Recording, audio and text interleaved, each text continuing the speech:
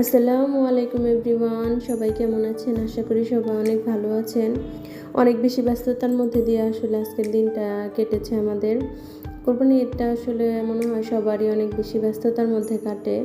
তো এখানে সকালেই সবাই মিলে কষাই চলে আসছিল, তো গরুটা জবাই দিয়ে নিচ্ছিল হুজুর।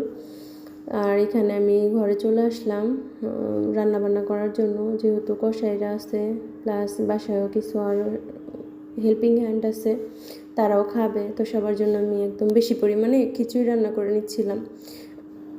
এটার সাথে আমি ভাতও রান্না করে নিব, আর সাথে থাকবে হচ্ছে গরু মাংস তো থাকবেই, গরু মাংসটা রান্না করব আর কলিজা ভুনা করে নিব।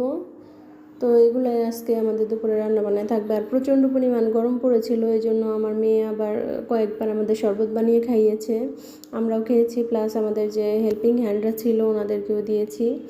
তো এখানে আমি গরু মাংসটা রান্না করে নিয়েছি, প্রায় এখানে 15 কেজির মতো গরু মাংস ছিল, যেহেতু সবাই খাবে এই জন্য বেশি করে আমি একদম রান্না করে রেখেছি। আর দেখা গেছে থাকলে 2-1 দিন আমরাও খাবো, কারণ এই মাংসটাই খাওয়া হয়, এই মাংসটাই আসলে টেস্ট লাগে। তো আর তেমন একটা ভিডিও ফুটেজ আমার নেওয়া হয়নি। তো আপনাদের ঈদ কেমন কাটলো সবাই কমেন্টে জানাবেন। সবার জন্য অনেক অনেক দোয়া, সবাই অনেক ভালো থাকবেন। তো এদিকে আমার রান্নাবান্না কমপ্লিট হয়ে গেছে দেখতে পাচ্ছেন, আর তরকারি কালারটা অনেক সুন্দর হয়েছিল, মাশাআল্লাহ সবাই অনেক ভালো বলেছে। তো রান্নাবান্না শেষ করে আমি আদার্স যে কাজগুলো ছিল অন্য সেগুলো আমি করে নিচ্ছি। তো সবাই আমাদের জন্য দোয়া করবেন। আল্লাহ হাফেজ।